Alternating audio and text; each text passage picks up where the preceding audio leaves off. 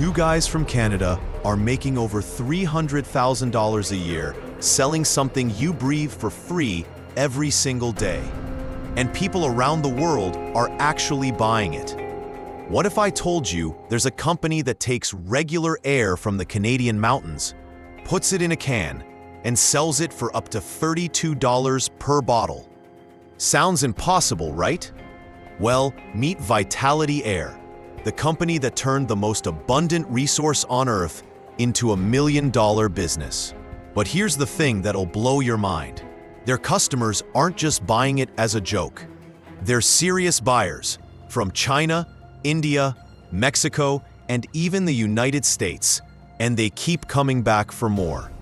So how did two real estate agents turn thin air into thick profits? Let me take you back to 2014 in Edmonton, Alberta.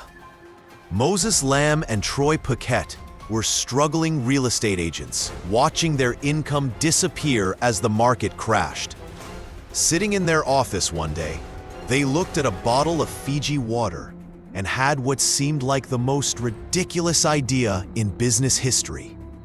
If Fiji can sell water, they thought, why can't Canada sell air? What started as a complete joke would soon become one of the most unexpected success stories in modern entrepreneurship.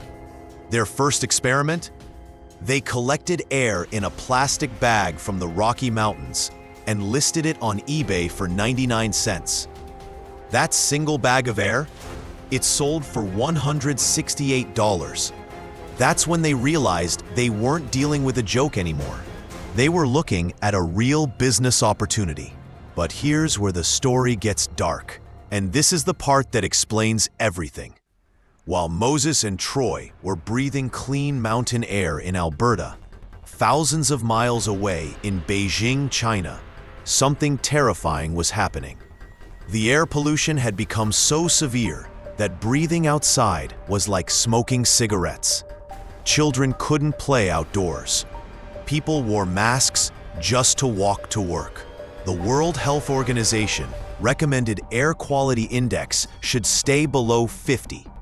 Beijing's air quality, it was hitting over 500, 10 times the safe limit. Imagine living in a city where opening your windows could literally poison your family, where your children develop respiratory problems before they can even walk properly. This wasn't just an environmental crisis. It was a human tragedy unfolding in real time. That's when Moses and Troy realized their ridiculous business idea wasn't so ridiculous after all. They weren't just selling air, they were selling hope. They were selling a breath of fresh air to people who had forgotten what that even felt like. So they got serious. They invested in proper equipment, started collecting air from Banff National Park, one of the cleanest places on Earth, and began compressing it into aluminum cans. Each can promised to contain between 150 to 200 breaths of pure Canadian mountain air. But they faced massive challenges. How do you capture air without contaminating it? How do you compress it without losing its freshness? How do you market something that sounds completely insane to investors and customers alike? The breakthrough came when they realized they weren't competing with oxygen tanks or medical devices. They were competing with luxury goods.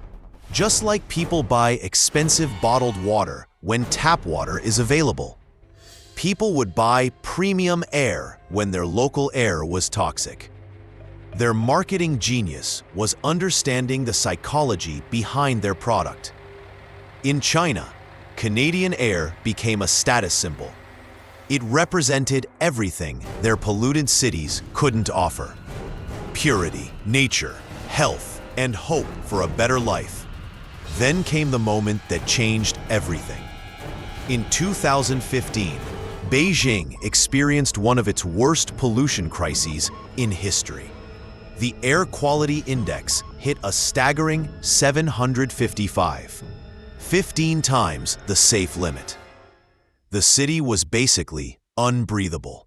Vitality Air's orders from China exploded overnight. People weren't buying one can, they were buying dozens. Families were stockpiling Canadian Air like it was medicine. And in a way, it was. Moses and Troy went from selling 30,000 cans in 2015 to over 200,000 cans in 2017. Their sales doubled every single year. They expanded beyond China to India, Mexico, Iran, Afghanistan, Turkey, Israel, and Dubai, places where air pollution had become a daily nightmare. But here's the most shocking part. They weren't just selling to desperate people in polluted cities anymore. Wealthy Americans started buying it as a luxury experience. People in clean cities were purchasing Canadian Air as a novelty, a conversation starter, even as gifts. The joke had become a phenomenon. The phenomenon had become an empire. But this success story reveals something deeply disturbing about our world. When a company can make millions selling air, something that should be free and clean for everyone, what does that say about the state of our planet? Vitality Air's success is actually a symptom of humanity's greatest failure. We've polluted our environment so badly that clean air has become a luxury product. In some cities, breathing safely is now a privilege only the wealthy can afford. Think about that for a moment. We've created a world where companies can profit from our most basic need for survival because we've destroyed the free version of it. It's like creating a water company in a world where we've poisoned all the rivers. Today, Vitality Air continues to grow, with Moses Lamb setting his sights on selling 5 million bottles per year globally. They've invested over $1 million in expansion and are positioning bottled air to become the next bottled water. They've added new products, premium oxygen cans with 95% pure oxygen, different sized containers from 3 liters to 10 liters, and they're even sold in gas stations across Alberta and retailers worldwide. But the company's success has also sparked an entire industry. Competitors have emerged selling air from different locations: Swiss Alpine Air, Himalayan Air, even air from specific famous locations. What Moses and Troy started as a joke has become a legitimate market category. So what can we learn from the company that literally sells air? First, sometimes the most ridiculous ideas aren't ridiculous at all. They're just early. Moses and Troy saw a problem that didn't exist in their backyard, but was killing people across the world. Second, luxury markets can emerge from scarcity, even artificial scarcity. When something abundant becomes rare due to human behavior, entrepreneurs will find a way to capitalize on that gap. But most importantly, Vitality Air's success is both inspiring and terrifying. It's inspiring because 2 guys turned nothing into millions through creativity and persistence. It's terrifying because their success exists only because we failed to protect something that should be free for everyone on Earth. The company that sells you air literally isn't just a business story.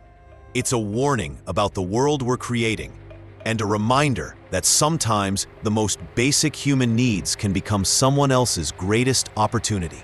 Speaking of companies with shocking business models, wait until you see how this next company makes millions by selling something even more bizarre. Click here to find out what it is.